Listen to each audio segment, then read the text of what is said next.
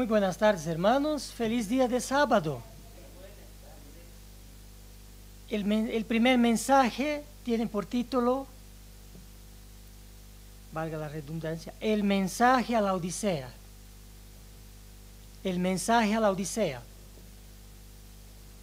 Una cierta vez, cuando estaba yo trabajando, apagué un motor que funcionaba por horas y lo apagué para reabastecerlo de gasolina. Y luego de pocos minutos ya no he podido prenderlo nuevamente a ese motor. Si les preguntase a ustedes qué es lo que pasó, por qué ya no podía yo prender el motor que estaba funcionando normalmente, sin ningún problema, ¿podrían ustedes decirme asertivamente cuál fue el problema?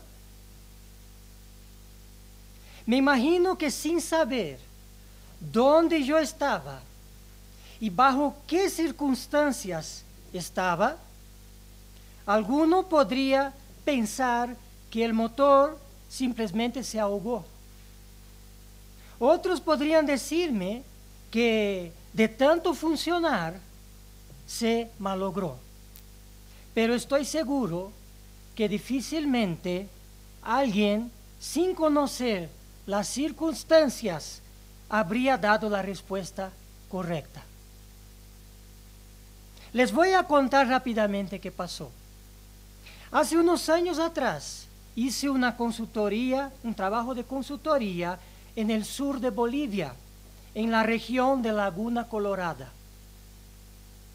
allá dentro del parque de la reserva Eduardo Avaroa, a más de 4.500 metros de altura. En uno de los días de trabajo, yo realicé una vigilia junto a otro consultor. Nosotros hemos hecho una vigilia para una medición de aire y ruido. Los equipos hemos armado sobre un cerro a 4.700 metros de altura. Los mismos que funcionaban esos equipos con un generador, o sea, un motor a gasolina. En la madrugada, cuando la temperatura ya había descendido a menos 20 grados bajo cero, imaginen, 20 grados bajo cero, entonces nosotros hemos cometido el error de apagar el motor para reabastecerlo con gasolina. La operación, apagar el motor, abrir la tapa de su tanque, vertir la gasolina, cerrar la tapa, no tardó más que 3 minutos. Pero el motor no hemos podido prenderlo nuevamente. Los dos consultores estábamos jalando la cadena de ignición del motor por casi 1 hora. Ya estábamos sin fuerza en los brazos, todos adoloridos. Y hemos llegado a considerar recoger todos los equipos, todos los aparatos y empezar a hacer un nuevo monitoreo de 24 horas otro día, cuando por milagro el motor se prendió. Ahora que ustedes conocen las circunstancias, entonces, si yo les volviera a preguntar por qué no estábamos pudiendo prender el motor, ciertamente ustedes me dirían asertivamente que el motor caliente se enfrió rápidamente con apenas unos cuantos minutos al ser apagado a una temperatura ambiente de 20 grados negativos, 20 grados bajo cero. Cuando conocemos las circunstancias de un hecho, entendemos mejor lo que ha pasado. Y de eso se trata el entendimiento de muchos acontecimientos en la Biblia. Y uno de ellos vamos a explorar el día de hoy. Vamos a Apocalipsis para empezar a leer y estudiar el mensaje a los miembros de la iglesia en la ciudad de la Odisea. Apocalipsis capítulo 3. Y aquí se van a dar cuenta ustedes cuán importante es conocer los hechos para poder entender lo que uno está diciendo. Apocalipsis capítulo 3, versículo 14 al 16. Vamos a empezar por estos versículos. Apocalipsis 3, versículo 14 al 16 primero vamos a leer. Y escribe al ángel de la iglesia en la Odisea, el Amén, el testigo fiel, el verdadero, el principio de la creación de Dios, dice esto. Versículo 15. Yo conozco tus obras, que ni eres frío ni caliente. Ojalá fueras frío o caliente. Versículo 16. Así, puesto que eres tibio y no frío ni caliente, te vomitaré de mi boca. Es increíble la cantidad de mensajes que se vertieron y se siguen haciendo en las diferentes religiones sobre el tema frío, tibio y caliente. Pareciera que hay un senso común en las personas que dicen seguir el cristianismo, indicando que en este pasaje los tibios representan una clase intermedio de personas que están con un pie en la iglesia y otro pie en el mundo. Los predicadores han gastado cientos de horas explicando el peligro de ser tibio en las iglesias. Y los escritores han dedicado miles de páginas que van en aumento a cada año que pasa sobre el mismo tema. Pero hoy yo no deseo contribuir con las explicaciones tradicionales que se reproducen constantemente, indicando que la tibieza espiritual, como llaman los eruditos, es tan repugnante que Jesús prefiere que su iglesia sea fría o prefiere que sea fría o perdida, o que sea caliente o salva, pero no tibia, según ese texto, según esa interpretación. En esta interpretación, entonces, se considera la existencia de tres clases de personas. Si se dan cuenta, en esa interpretación hay tres clases de personas: las frías, las tibias y las calientes. Y supuestamente las frías y las calientes serían preferidas por Jesús, al invés de las tibias, que sería un intermedio entre las dos. Si existieran esas tres clases definidas de personas, entonces lo tendríamos más ejemplos en el resto de la Biblia. Pero ¿saben ustedes cuántas veces aparece en toda la Biblia la palabra tibio? Solo 2 veces. En los versículos 14 y 16 aquí de Apocalipsis 3 que acabamos de leer. En ningún otro lugar de la Biblia vuelve a aparecer esa palabra. Así que yo no he logrado encontrar en el resto de la Biblia ninguna clase de persona intermedio entre la buena y la mala. Pero en esa analogía, los eruditos dicen que los calientes son los obedientes a Dios, los cristianos sin mácula, activos en la obra. Busqué la palabra caliente en toda la Biblia también. Y sin contar las 3 veces que hemos ya leído aquí en Apocalipsis 3, la palabra caliente solo aparece en 5 pasajes en toda la Biblia, aparte de lo que hemos leído. 2 pasajes se refieren al pan caliente. Otros dos pasajes se refieren al sol cuando se calienta y un pasaje se refiere al calentar la comida. Ninguna se refiere a la condición espiritual favorable de un cristiano, en la palabra caliente en toda la Biblia. Yo estaba un poco preocupado cuando tuve la idea de buscar un sinónimo en la Biblia para caliente que me pudiera arrojar luz sobre el tema, y busqué en la Biblia la palabra ardiente. Seguramente pensé que encontraría cristianos ardientes en la fe, según la Biblia. Al buscar la palabra encontré 26 versículos con la palabra ardiente.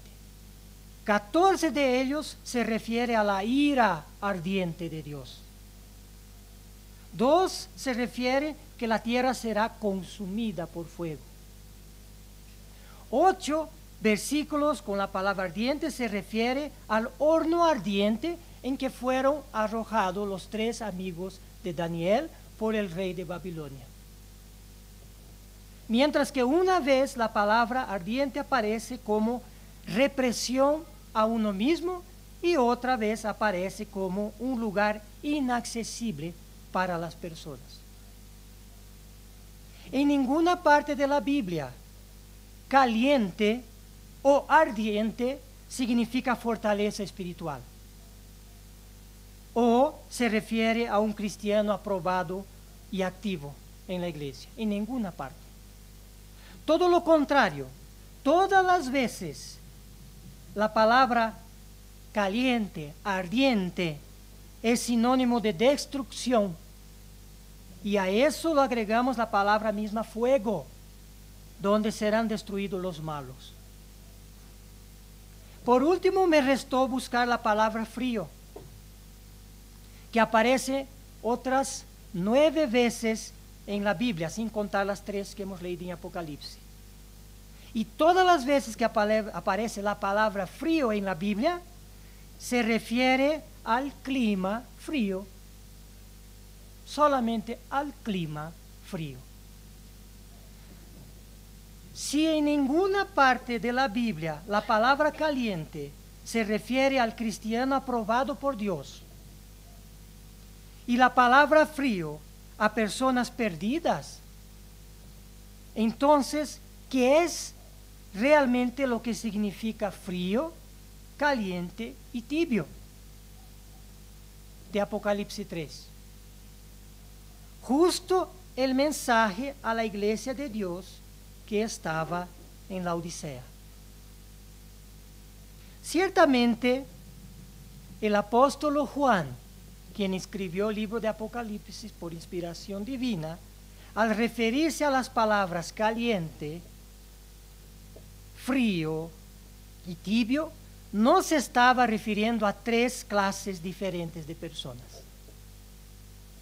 Y las conjeturas que se hacen son por desconocimiento a las circunstancias en que fueron dichas esas palabras, tal como la historia del motor, que no se prendía. Si no les hubiese yo contado a ustedes en qué lugar, a qué horas, en qué temperatura, ustedes jamás habrían pensado en la respuesta correcta o entendido exactamente lo que pasó. Entonces realmente necesitamos conocer las circunstancias de lo que pasa un hecho o de lo que se habla algo para poder entenderla. Apocalipsis capítulo 3, donde estamos, aquí versículo 15 que ya hemos leído, dice: yo conozco tus obras. Jesús hablando a la iglesia que estaba en la Odisea. Yo conozco tus obras, que ni eres frío ni caliente. Ojalá fueras frío o caliente. Pero si frío significase realmente una condición espiritual lejana a Dios, ¿cómo podría el propio Jesús desear que los miembros de la iglesia de Dios en la Odisea ojalá fueran fríos? Es decir, perdidos. ¿Qué es lo que los eruditos y muchos de nosotros no hemos entendido en estos versículos y en los demás versículos del mensaje a la iglesia de Dios en la Odisea? Que también sabemos representa a la vez la última era profética de la iglesia, la Odisea. Vamos a imbuirnos en la historia de la Odisea, del siglo I después de Cristo, para entender en qué circunstancias el apóstol Juan escribió estas y otras palabras en su mensaje a los miembros de la iglesia de Dios en esa localidad. Consulté la enciclopedia virtual en internet denominada Wikipedia. Yo consulté la palabra la Odisea y luego en su introducción he encontrado lo siguiente, y les voy a leer la introducción sobre la Odisea. Abre comillas, dice: la Odisea fue una próspera ciudad comercial ubicada en la intersección de dos importantes rutas y famosa esta ciudad por sus textiles de lana y algodón. Era un centro comercial y bancario clave. Vendía una muy conocida pomada para los ojos que contribuía a su riqueza. Y también era famosa por prendas de vestir de alta calidad, hechas de excelente lana negra allí mismo. También contaba con un acueducto que les proveía de agua tibia. Cierra comillas. Casi todo lo que yo necesitaba para entender el mensaje de la iglesia de la Odisea, a la iglesia de la Odisea, lo encontré en esa pequeña introducción sobre la antigua ciudad de la Odisea. Esa fue una ciudad muy próspera y muy rica, la más importante de Asia Menor, hoy en Turquía, donde se realizaban en esa ciudad en aquellos tiempos importantes transacciones monetarias y se negociaba lana negra. Era tan rica esa ciudad que cuando fue destruida en el año 60-61 por un terremoto, los habitantes se rehusaron en recibir ayuda del dinero de Roma. Los habitantes resolvieron reconstruir la ciudad con sus propios recursos. Versículo 17 aquí de Apocalipsis 3, que estamos. Apocalipsis 3, versículo 17 dice, Jesús les está diciendo a la iglesia de la Odisea: ¿por qué dices, soy rico, me he enriquecido y de nada tengo necesidad? Y no sabes, dice Jesús, que eres un miserable, indigno y digno de lástima, y pobre, ciego y desnudo. No sé si los miembros de la iglesia de la Odisea eran muy ricos, pero sí tenían muchos recursos, como todos en aquella ciudad. Jesús hace una advertencia para los miembros de la iglesia, no del peligro de vivir en países prósperos, pero del peligro de acomodarse con sus riquezas. En Lucas, Jesús dijo: así es el que acumula tesoro para sí y no es rico para con Dios. Eso está en Lucas capítulo 12 y versículo 21. En Mateo, Jesús dijo: porque donde esté tu tesoro, allí estará también tu corazón. Y eso está en el libro de Mateo, capítulo 6, versículo 21. Jesús también advirtió a sus seguidores que no junten tesoros en la tierra, sino en el cielo. Vayamos a Tito 6, Tito capítulo 6, versículo 10. para encontrar la explicación de lo que quiso decir Jesús.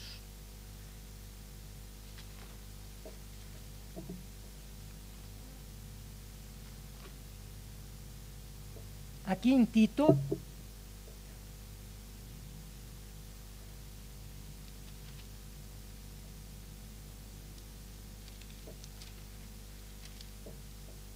dicho capítulo 6 no es.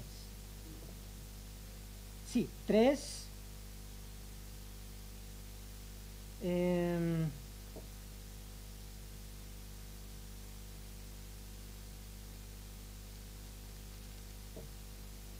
No, el texto no lo anoté bien, pero yo les voy a decir el texto y después podemos buscar. El texto es donde se dice, porque la raíz de todos los males, ¿ustedes conocen este texto?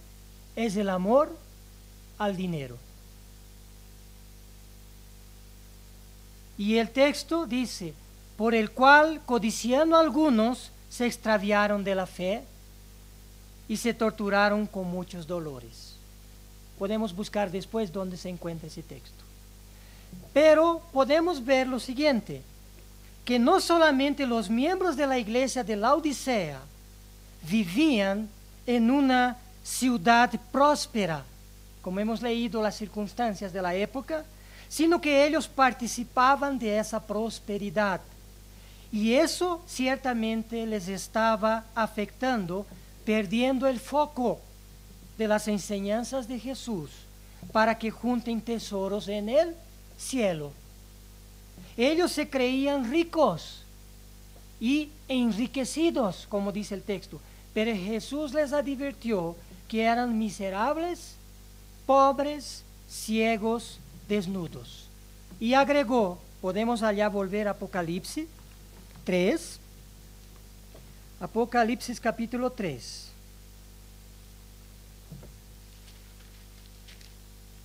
Versículo 18. Jesús dijo a los de Laodicea, en Apocalipsis capítulo 3, versículo 18. Te aconsejo que de mí compres oro refinado por fuego, para que te hagas rico, y vestiduras blancas, para que te vistas y no se manifieste la vergüenza de tu desnudez, y colirio para ungir tus ojos, para que puedas ver. El contexto de la escritura era accesible a los miembros de la iglesia de Dios en Laodicea de la época, porque tocaba su realidad, no es nuestra realidad hoy. Una ciudad muy próspera, cuya prosperidad llegaba a los miembros de la iglesia. Y a pesar de sus posesiones, Jesús les dijo que eran pobres. Y que de él deberían comprar oro refinado por fuego para que sean ricos. Además, Jesús dijo que estaban desnudos. Imaginen ustedes, desnudos en una ciudad que producía ropa de alta calidad, con lana negra. Jesús les dijo que comprara de él ropas blancas para tapar su desnudez. Les llamó de ciegos en una ciudad que producía una crema muy famosa para los ojos. Jesús les dijo que de él compren colirios para que puedan ver. ¿Se dan cuenta ahora ustedes que los miembros de la iglesia de Dios en un ambiente próspero se estaban alejando de las verdades de Dios? Tenían dinero, pero eran pobres. Tenían ropas de alta calidad, pero andaban desnudos. Tenían medicina para los ojos, pero no veían. Con las palabras vertidas en esta carta, los miembros empezaron a entender que lo material les estaba alejando de Dios. Creo que con esto estamos empezando a comprender que no fue difícil para los miembros de la iglesia de Laodicea entender el significado de la carta que recibieron. porque se trataba de su realidad. Con eso tenemos la clave para entender un punto muy poco entendido para los eruditos hoy. Justamente el comienzo de la carta que se refiere al caliente, frío y tibio. Apocalipsis 3, versículos 15 y 16, que ya hemos leído, vamos a leer nuevamente, Apocalipsis 3, versículos 15 y 16, que dice: yo conozco tus obras, Jesús les está diciendo, que ni eres frío ni caliente. Ojalá fueras frío o caliente. Así puesto que eres tibio y no frío ni caliente, te vomitaré de mi boca. El verdadero problema de interpretar esos dos versículos sin conocer las circunstancias de la época, atribuyendo al caliente un gran ardor en la fe y en la doctrina, y atribuyendo al frío como una condición espiritual muerta, y al tibio como una situación intermedia entre un extremo y otro, es que los que razonan de esta manera estarían afirmando que Jesús estaría diciendo que mejor sería una iglesia muerta que una iglesia tibia. No sé si están captando la lógica, pero pensar que Jesús estaría prefiriendo una iglesia muerta a una iglesia viva y una iglesia viva al invés de una iglesia tibia es algo que no tiene sentido. Mateo capítulo 16. Vamos a Mateo, ver las propias palabras de Jesús. Mateo capítulo 16, versículo 18.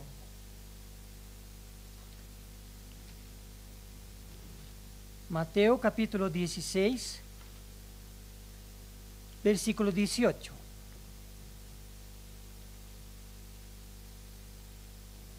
Aquí Jesús le está haciendo una promesa a Pedro. Dice Jesús: yo también te digo que tú eres Pedro, y sobre esta roca edificaré mi iglesia, y las puertas del Hades no prevalecerán contra ella. Jesús prometió a Pedro que la iglesia que Jesús fundaría sobre sí mismo como la roca jamás sería destruida. Esa promesa invalida la falsa idea de que Jesús estaría prefiriendo una iglesia muerta en Apocalipsis 3, aclarando que la Odisea también representa la última era de la iglesia antes del retorno glorioso de Jesús a esta tierra. No tendría sentido desear que la iglesia fracase. Pero siguiendo esta errónea interpretación de frío como un perdido espiritual, un caliente como un activo seguidor de Jesús y un tibio como un inconstante que está con un pie en el mundo y otro pie en la iglesia, los que piensan así estarían admitiendo la existencia de tres caminos. Y veremos qué tan cierto es eso. Deuteronomio capítulo 30. Vamos al Antiguo Testamento. Vamos a ver lo que Dios dijo a la nación de Israel en Deuteronomio capítulo 30, versículo 19. Deuteronomio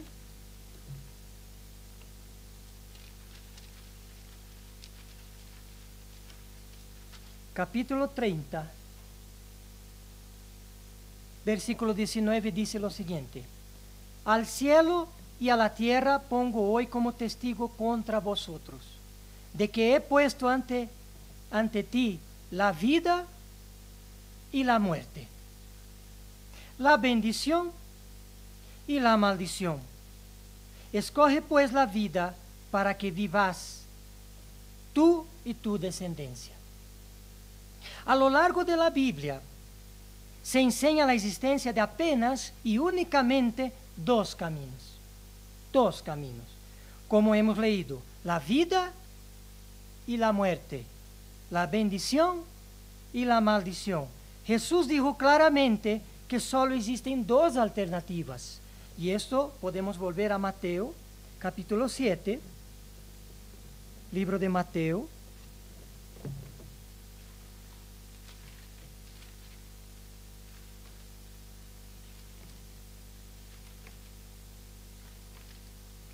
Mateo capítulo 7, versículos 13 y 14. Mateo 7, 13 y 14, Jesús dijo: entrad por la puerta estrecha, porque ancha es la puerta, y amplia es la senda que lleva a la perdición, y muchos son los que entran por ella. Versículo 14, porque estrecha es la puerta y angosta la senda que lleva a la vida, y pocos son las que hallan. ¿No les parece contradictorio que mientras toda la Biblia y el mismo Jesús solo defiende dos posibilidades, los eruditos interpretan Apocalipsis 3 en el mensaje a la Odisea como si existieran tres posibilidades: el caliente, el frío y el tibio? Si Jesús no prefiere que la iglesia sea perdida, y si solo existen dos posibilidades, ¿será que frío, tibio y caliente ha estado siendo mal interpretado por los eruditos religiosos? ¿Y quién sabe por nosotros? Vamos nuevamente a buscar las pistas en la época en que la carta fue escrita. La Odisea se encontraba entre dos ciudades: Hierápolis, a 10 kilómetros al norte, y Colosas, a 16 kilómetros al sur-sudeste. Entonces, aquí está la Odisea, 10 kilómetros al norte, Hierápolis, y 16 kilómetros al sudoeste, Colosos. La cercanía entre estas tres ciudades explica por qué la epístola de Pablo a los colosenses de la ciudad de Colosos, cerca de la Odisea, por qué la epístola a los colosenses fue leída en las tres ciudades. Colosenses capítulo 4, vamos allá. Colosenses capítulo 4, versículo 12 y 13. 4, capítulo 12 y 13. Dice lo siguiente: Epafras era el encargado de estas tres iglesias, puesto por Pablo. Epafras, que es uno de vosotros, siervo de Jesucristo, os envía saludos, siempre esforzándose intensamente a favor vuestro en sus oraciones, para que estéis firmes, perfectos y completamente seguros en toda la voluntad de Dios. Versículo 13. Porque les soy testigo de que tiene profundo interés por vosotros y por los que están en la Odisea y en Hierápolis. Aquí tenemos las tres ciudades: a Colosos, donde está dirigida la epístola, a la Odisea y Hierápolis, porque eran cerca una de la otra. Versículo 16, aquí de Colosenses 4. Cuando esta carta, ¿qué carta? La carta a los colosenses. Cuando esta carta se haya leído entre vosotros, hacedla leer también en la iglesia de los laodicenses. Tenía que ser leída en la Odisea. Y vosotros por vuestra parte leed la carta que viene de la Odisea. Aprovechando de la tecnología, yo visité la Odisea en el programa de imágenes de satélite denominado Google Earth o Google Tierra, que está en la internet. Este programa es tan interesante que uno se puede trasladarse a cualquier parte del mundo y ver los lugares y ciudades y ruinas, muchos con buena resolución de imagen. Incluso se ve la topografía en 3D, tridimensional, de cualquier lugar del mundo.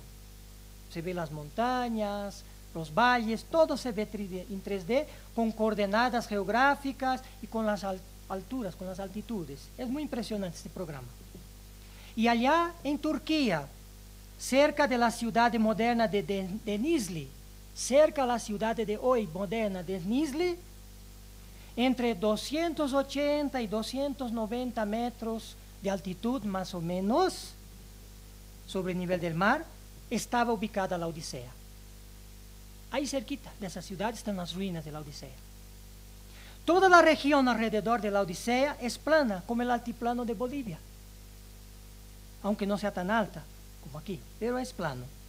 A 10 kilómetros al norte estaba, como hemos dicho, Hierápolis, a más o menos unos 310 metros de altitud, un poquito más alto que la Odisea. Y lo que me llamó la atención aquí en Hierápolis fue a tener conocimiento que allá era un balneario de aguas termales, muy famoso en su época y sigue siendo en la actualidad. Las aguas termales calientes allá eran medicinales, con propiedades curativas, y recibía multitudes de turistas quienes venían en busca de placer y salud. Vean qué interesante. Las aguas termales calientes de Hierápolis seguían la inclinación del terreno del altiplano allá y bajaban hasta la Odisea, que era un poco más bajo, pero llegaba tibia a la Odisea, putrefacta, nauseabunda. Por el otro lado estaba la pequeña ciudad de Colosos, al sudeste, en un valle, donde llegaban las aguas de las montañas muy próximas del deshielo. A esas aguas muy frías que llegaba a Colosos se le atribuía propiedades revigorizantes. En Colosos, aguas frías, aclarando que esa región, toda esa región, incluyendo la Odisea, Hierápolis, Colosos, era una región muy cálida, muy caliente. Yo revisé en la internet el pronóstico del tiempo para esa región de Turquía hoy y decía que la próxima semana la temperatura en esa región va a llegar a 30 grados. Pero la temperatura por los récords históricos y todo llega a 40 y hasta más grados en esa región. Es una región bastante cálida. ¿Y hacia dónde corrían las aguas frías de Colosos? Colosos estaba a más de 500 metros de altura sobre el nivel del mar. Corría hacia la Odisea. Y cuando llegaba en la Odisea, llegaba tibia, sin sus propiedades revigorizantes. Cuando Jesús, en la carta a la iglesia de la Odisea, les dijo que no eran fríos ni calientes, sino tibios, se usó terminologías y circunstancias que los miembros de la iglesia entendían. Bajo ningún argumento, ni Jesús ni la Biblia insinuaron que los calientes son los salvos y los fríos los apóstatas perdidos. Nunca dijo eso. En ningún momento Jesús dijo eso, y mucho menos los laodicenses han entendido que Jesús preferiría una iglesia perdida que una iglesia tibia. Tampoco ellos entendieron de esa forma. Con causa de conocimiento, podemos ahora todos entender lo mismo que entendieron los laodicenses. Cristo dijo: ustedes, miembros de la iglesia en la Odisea, no son ni fríos como las aguas revigorizantes de Colosos, ni calientes como las aguas termales medicinales de Hierápolis. Son solo aguas tibias inservibles. Y agregó: ojalá ustedes fueran una iglesia revigorizante como las aguas frías de Colosos, o curativos como las aguas térmicas de Hierápolis. Mas como son inservibles, como las aguas tibias que llegan a esa ciudad, nauseabundas y putrefactas, les vomitaré por la boca.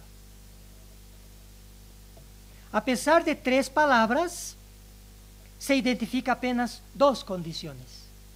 La condición útil, representada por las aguas tanto frías como calientes, eran útiles estas aguas, y la condición inútil, representada por el agua tibia. Solo 2, no hay 3 alternativas. Eso concuerda con el resto de la Biblia, que enseña la existencia de apenas 2 caminos, 2 posibilidades, no 3 ni 4, 2. Mateos capítulo 5, versículo 13, pasemos allá. Mateo capítulo 5,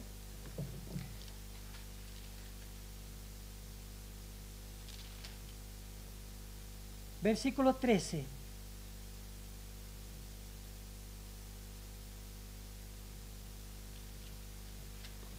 Dice lo siguiente.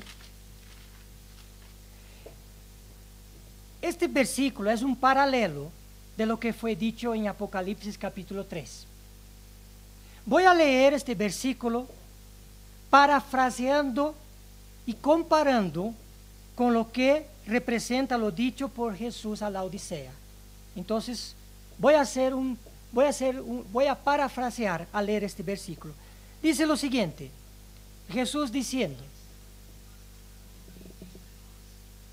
Mateo capítulo 5, versículo 13, Jesús dice, vosotros sois la sal de la tierra, sois las aguas termales curativas y las aguas frías revigorizantes.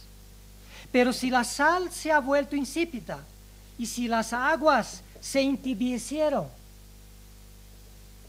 ¿con qué se hará salada otra vez? ¿Con qué se curará o se revigorizará?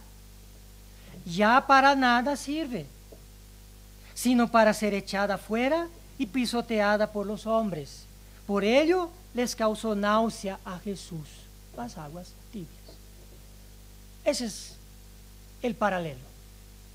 Ya hemos constatado entonces que la epístola a los colosenses fue leída y dirigida a los laodicenses también. Por tanto, en esa carta escrita por Pablo, encontraremos en mucho y a detalle en qué estaban fallando los de la Odisea, en qué está o está fallando la iglesia en su última etapa profética, antes del retorno glorioso de Jesús como Rey dos Reyes y Señor dos Señores. Vamos a la epístola de Colosenses, que podríamos decir epístola a los laodicenses también. Colosenses capítulo 1, y vamos a ver unos cuantos pasajes nada más, para ya ir cerrando el mensaje.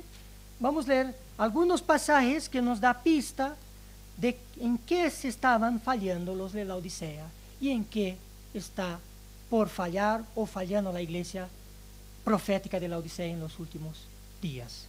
Colosenses 1, versículos 22 y 23 dice, sabiendo que está siendo dirigida a los laodicenses, sin embargo ahora Él os ha reconciliado en su cuerpo de carne, mediante su muerte, a fin de presentarlos santos, sin mancha e irreprensibles delante de Él. Versículo 23.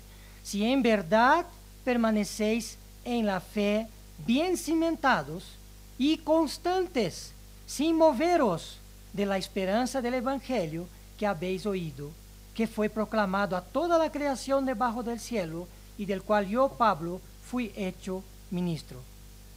Pablo les exhortó a los de la Odisea también a permanecer en la fe, en la esperanza del Evangelio, o sea, en el reino venidero de Dios. Y es lo que nos está diciendo a nosotros hoy, permanecer. Colosenses capítulo 2, ahora los 3 primeros versículos, 1 a 3, dice lo siguiente, porque quiero que sepáis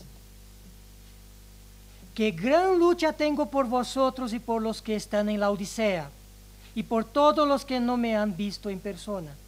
Versículo 2. Para que sean alentados sus corazones y unidos en amor. Unidos en amor. Así alcancen todas las riquezas que proceden de una plena seguridad de comprensión, resultado en un verdadero conocimiento del ministerio de Dios, es decir, de Cristo. Versículo 3, ¿en quién están escondidos? ¿Qué cosa está escondida en Cristo? Todos los tesoros de la sabiduría y del conocimiento. La unidad en el amor era y es la clave para obtener las riquezas que provienen del conocimiento de Cristo y su sacrificio.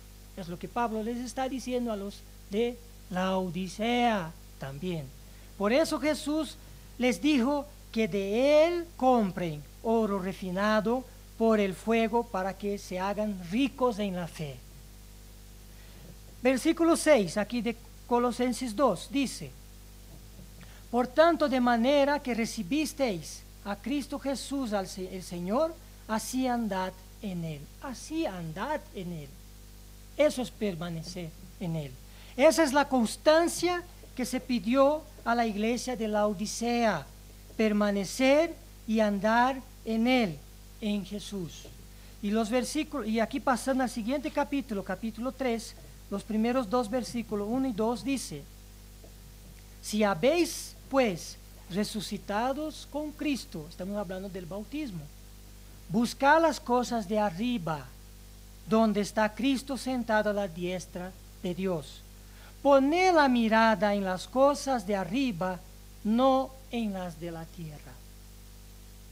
Y continúa aquí los versículos 8 y 9, capítulo 3 de Colosenses. Pero ahora desechad también vosotros todas estas cosas, y nos está diciendo a esta era última de la iglesia y a la iglesia de la Odisea. Desechad la ira, el enojo, la malicia, maledicencia, lenguaje soez de vuestras bocas. No mintáis los unos a los otros, puesto que habéis desechado al viejo hombre con sus malos hábitos. Los hábitos comunes de la sociedad no debemos nosotros reproducirlos, no debemos parecer nosotros a los demás, sino como Cristo mismo dijo, tenemos que ser la sal de la tierra, diferenciarnos positivamente con nuestro ejemplo que habla más alto que cualquier palabra. Y aquí en el último capítulo de Colosenses, el capítulo 4, los versículos 5 y 6, dice lo siguiente: andad sabiamente para con los de afuera, aprovechando bien el tiempo, que vuestra conversación sea siempre con gracia, sazonada como con sal, para que sepáis cómo debéis responder a cada persona. La iglesia de la Odisea se estaba desviando de los principios del Evangelio, mezclándose como cualquier uno en la sociedad que vivía, ignorando el hecho de que tenían que ser la sal de la tierra, las aguas frías revigorizantes de Colosos y las aguas termales curativas de Hierápolis. Pero no podemos considerar a la iglesia de la Odisea y tampoco la última etapa de la iglesia en los últimos tiempos como perdida. Porque Jesús dijo, y volvemos a Apocalipsis, capítulo 3, para concluir la carta. Apocalipsis, capítulo 3, versículos 19 y 20.